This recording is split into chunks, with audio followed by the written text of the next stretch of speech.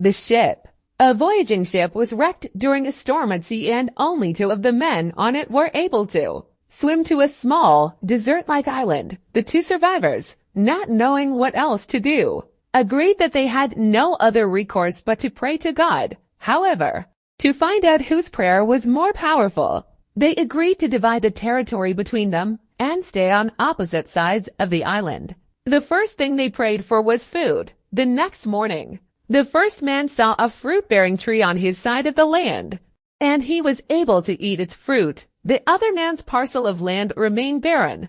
After a week, the first man was lonely and he decided to pray for a wife. The next day, another ship was wrecked, and the only survivor was a woman who swam to his side of the land. On the other side of the island, there was nothing. Soon the first man prayed for a house, clothes, more food. The next day, like magic, all of these were given to him. However, the second man still had nothing. Finally, the first man prayed for a ship, so that he and his wife could leave the island. In the morning, he found a ship docked at his side of the island. The first man boarded the ship with his wife and decided to leave the second man on the island. He considered the other man unworthy to receive God's blessings, since none of his prayers had been answered.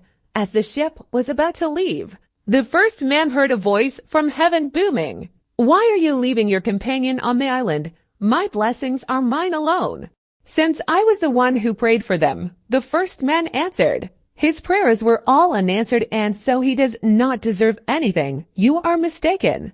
The voice rebuked him. "He had only one prayer, which I answered. If not for that, you would not have received any of my blessings. Tell me." The first man asked the voice, "What did he pray for that I should owe him anything?" "He prayed that all your prayers be answered. For all we know, our blessings are not the fruits of our prayers alone, but those of another praying for us." This story is presented by Speak Out Learning English. Thank you for watching.